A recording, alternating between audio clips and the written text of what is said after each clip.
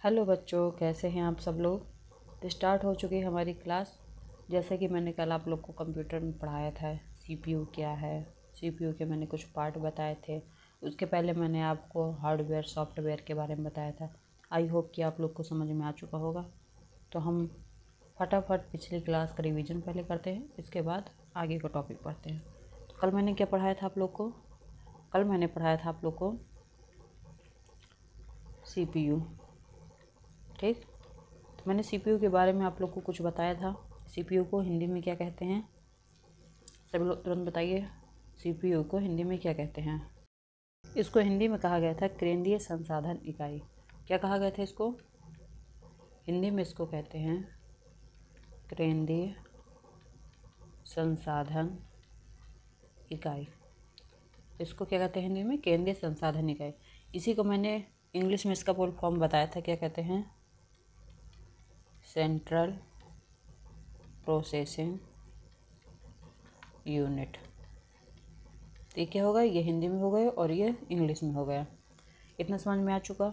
मैंने आपको 3 क्लासों से मैं कंटिन्यू आप लोग को कहते आ रही हूँ कि सीपीयू क्या है। सीपीयू कंप्यूटर का क्या है? ये कंप्यूटर का दिमाग है। ठीक है, अगर कंप्यूटर कुछ कर पा रहा है तो किसकी वजह से कर पा रहा है? सीपीयू की वजह से। सीपीयू का काम क्या है? कुछ भी अगर गणना हो रही है या कोई फाइल है या सूचना है, क्या है? सूचना। सबको क्या नियंत्रित करता है? ये किसी के निर्देश, हमने कुछ निर्देश दिए तो उन सबको कौन नियंत्रित करता है? सीपीयू करता है। ठीक है, सीपीयू समझ में आ चुका है कि हिंदी में इसको कहते हैं केंद्रीय संसाधन इकाई, इंग्लिश में इसको कहते हैं सेंट्रल प्रोसेसिंग यूनिट। ये हो गया हिंदी में, वो हो गया इंग्लिश में। इसके मैंने कुछ पार्ट बताए थे कि कितने प्रकार के होते हैं। ये होते हैं 3 प्रकार के। पहले मैंने क्या बताया था?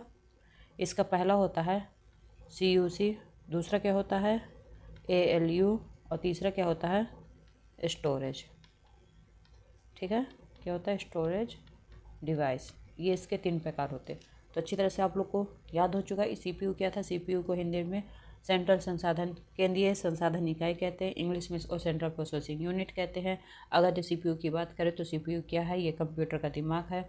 और सीपीयू का जो काम होता है तो गणना करना, फाइल को इकट्ठा करना, सूचनाओं को देना, हमारे निर्देशों को नियंत्रित करना। तो ये सब काम किसका है? सीपीयू का। सीपीयू के पार्ट की बात करें तो ये सीयूसी, एएलयू और स्टोरेज डिवाइस, ये इसके 3 पार्ट हैं।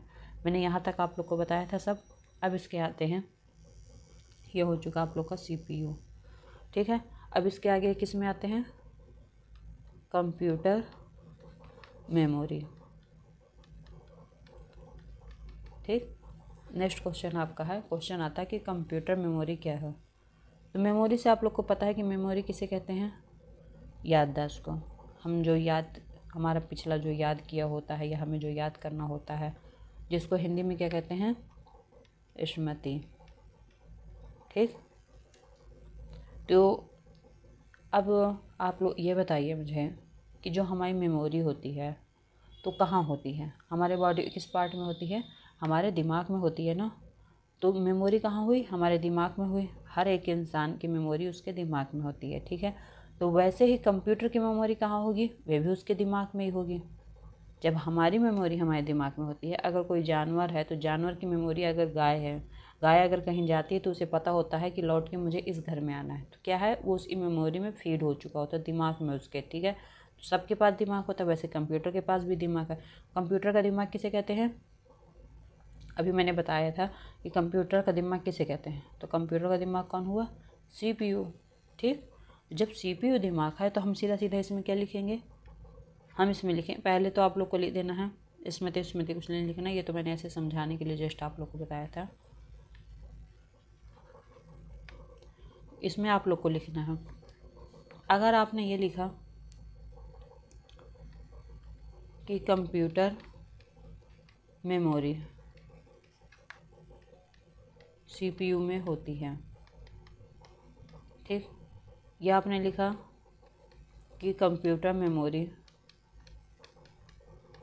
सीपीयू का पार्ट है। आपने 2 पॉइंट लिख दिए कि कंप्यूटर मेमोरी सीपीयू में होती है या कंप्यूटर मेमोरी सीपीयू का पार्ट है। आपने ये दोनों पार्ट लिखे। जब आपने ये दोनों पार्ट लिख दिए, कंप्यूटर मेमोरी सीपीयू का पार्ट है, आपने ये लिख दिया। ना आपकी ये लाइन गलत है, ना ही आपकी ये लाइन गलत है, ठीक है। अब एक लाइन मैं लिख रही हूँ। अगर आपने ये लिखा केंद्रीय संसाधन इकाई का अभिन्न भाग है, ठीक है।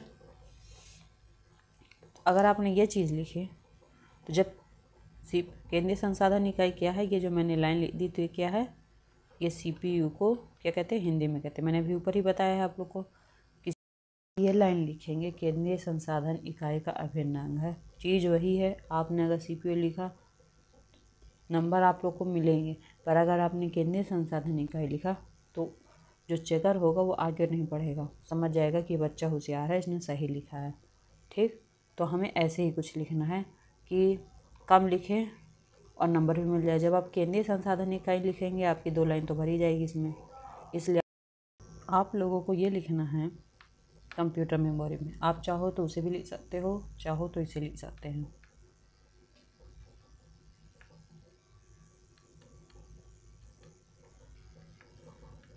केंद्रीय संसाधन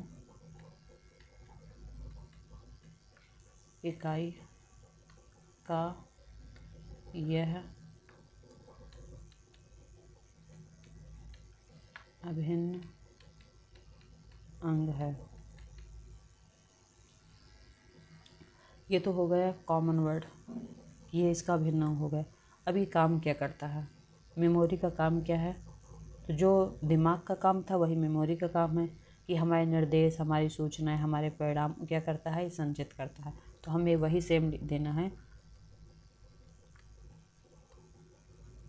कंप्यूटर में दिए गए निर्देशों को और उनके परिणामों, सूचना आदि को संचित करता है। इसी यंत्र को क्या कहते हैं, कंप्यूटर मेमोरी, ठीक। तो कंप्यूटर मेमोरी क्या है, ये केंद्रीय संसाधन इकाई का अभिन्न अंग है। कंप्यूटर में दिए गए निर्देशों को और उसके परिणामों को, सूचना आदि को संचित करता है और इसी यंत्र को क्या कहते हैं, कंप्यूटर मेमोरी कहते हैं। आई होप कि आप लोग को समझ में आ चुका होगा कंप्यूटर मेमोरी क्या है। अब कंप्यूटर मेमोरी है तो इसके पार्ट भी होंगे। तो इसके कितने पार्ट हैं, अगर मैं इसकी पार्ट की बात करूं तो इसके कितने पार्ट हैं, 2 पार्ट हैं, ठीक है। कौन कौन से, पहला है प्राथमिक मेमोरी, दूसरी कौन सी है, द्वितीयक मेमोरी। कौन सी है, द्वितीयक मेमोरी। पहली कौन थी, प्राथमिक, दूसरी कौन थी, द्वितीयक। तो मेमोरी का आप लोगों को समझ में आ चुका है कि ये क्या है, केंद्रीय संसाधन की इकाई का एक भाग है जिसका काम है कि हमारे दिए गए निर्देशों को, परिणामों को, सूचनाओं आदि को क्या करता है, संचित करता है। इसी यंत्र को क्या कहते हैं, हम कंप्यूटर की मेमोरी कहते हैं। इसके पार्ट बताए गए, इसके कितने पार्ट हैं, 2 पार्ट है, प्राथमिक और द्वितीयक। अब क्वेश्चन आता है कि प्राथमिक मेमोरी क्या है, द्वितीयक मेमोरी क्या है, ठीक है। तो हम प्राथमिक मेमोरी के बारे में पहले आप लोग को डिटेल में नहीं, मैं डिटेल में भी इसके बारे में बात होगी क्योंकि इसमें क्वेश्चन बहुत आते हैं मेमोरी से। क्योंकि जो कंप्यूटर मेमोरी है ये आप लोग की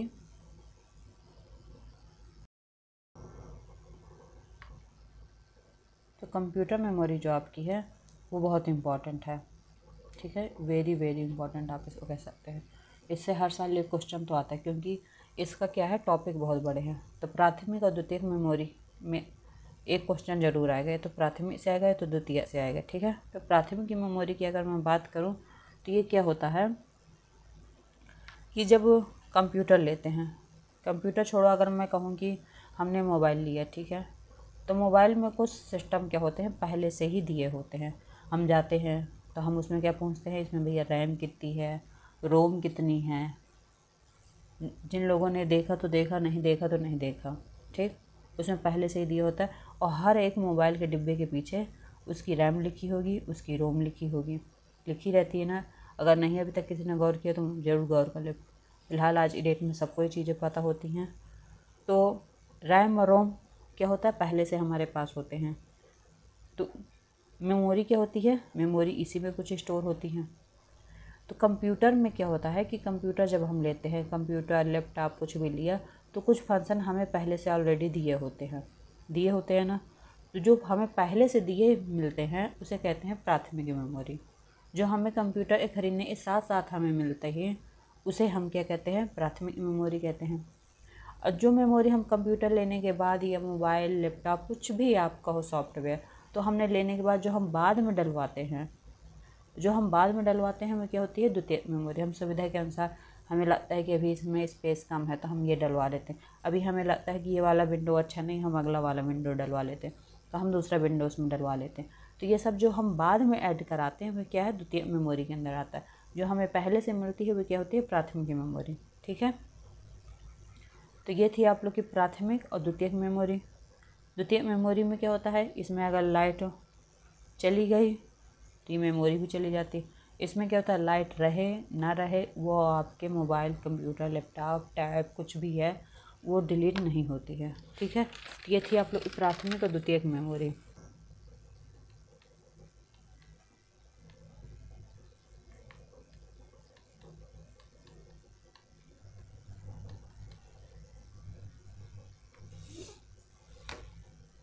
तो ये थी आप लोग की प्राथमिक मेमोरी, ठीक है। प्राथमिक मेमोरी के बारे में आप लोग को पहले से पता है तो आप लोग इसमें बना कर लिख सकते हैं। पहले तो इसके नाम सुन लीजिए। अगर पेपर में प्राथमिक मेमोरी आ रहा है या प्राइमरी मेमोरी आ रहा है या मुख्य मेमोरी आ रहा है, तो सब का सेम आंसर सेम है। यही इसके कई नामों से इसको जानते हैं, ठीक है। तो अगर आप एक क्वेश्चन आ गए कि मुख्य मेमोरी क्या है, तो आप लोग पेपर छोड़ के आ जाओ कि हम ये क्वेश्चन ही नहीं आप लोग को आता, तो आप क्या करेंगे। जबकि आप लोग को क्वेश्चन आता है तो अगर मुख्य पूछे, प्राइमरी पूछे, प्राथमिक पूछे, कुछ भी पूछे तो सबका सेम आंसर होगा। तो इसमें लिखना क्या है, पहला सबसे पॉइंट ये है, कंप्यूटर की मुख्य मेमोरी होती है। क्या होती है, ये कंप्यूटर की मुख्य मेमोरी होती है। इसको और भी नामों से जाना जाता है, इसको कई नामों से जाना जाता है। जैसे कि पहली हुई आंतरिक, दूसरी अस्थायी, तीसरी क्या हुई, इलेक्ट्रॉनिक, चौथी क्या हुई, सेमी कंडक्टर। तो कंप्यूटर प्राथमिक मेमोरी समझ में आया आप लोग को। प्राथमिक मेमोरी क्या है कि इसी को प्राइमरी मेमोरी भी कहते हैं, इसी को मुख्य मेमोरी भी कहते हैं। और ये क्या होता है, कंप्यूटर की मुख्य मेमोरी के रूप में जानी जाती है। इसको कई नामों से जानते हैं, आंतरिक, अस्थायी, इलेक्ट्रॉनिक, सेमीकंडक्टर। आंतरिक क्यों कहा जाता है, क्योंकि ये कंप्यूटर में पहले से डली हुई मिलती है, ठीक है। अस्थायी क्यों कहते हैं, क्योंकि ये स्विच ऑफ करने के बाद सारा डेटा इसका डिलीट हो जाता है, इसलिए इसको क्या कहते हैं, अस्थायी कहते हैं। इलेक्ट्रॉनिक क्या कहते हैं, क्योंकि ये लाइट से चलता है। अगर आपने इसका स्विच ऑन रखा तो डाटा आपको मिलेगा, अगर आपने स्विच ऑन कर दिया तो इसका सारा डाटा डिलीट हो जाएगा। इसलिए क्योंकि ये लाइट से चलती है इसलिए इसे इलेक्ट्रॉनिक कहते हैं। सेमीकंडक्टर क्यों कहते हैं इसको, क्योंकि ये क्या है, ये अर्धचालक है, ये पूरा काम नहीं करती, आधा काम करती, इसलिए इसको सेमीकंडक्टर कहते हैं। ठीक है, तो आप लोग के क्वेश्चन में ये नहीं आएगा, आप लोग के में ये आएगा कि इसको कई नामों से जाना जाता है। अगर अस्थायी मेमोरी आ जाता है तो आप लोग को ये सब लिख देना है। ठीक है, तो ये होगा इसके पार्ट। अब आते हैं हम इसके, ये थे इसके सारे नाम। अब आते हैं इसके पार्ट में, इसके कितने पार्ट हैं। तो इसके कितने हैं, इसको 2 प्रकार से जाना जाता है। ठीक है, इसके 2 प्रकार कौन कौन से हैं, रैम और रोम। तो रैम और रोम से सबसे पहला जो इम्पोर्टेंट चीज़ है तो ये आती है इसका फुल फॉर्म कि रैम का क्या है, रोम का क्या है। तो रैम का क्या है, रैम का है रैंडम एक्सेस मेमोरी। क्या हो गया, रैंडम एक्सेस मेमोरी। और रोम का क्या हो गया, रीड ओनली मेमोरी। तो इसके कितने प्रकार है, 2 प्रकार है। पहला है रैम, दूसरा है रोम।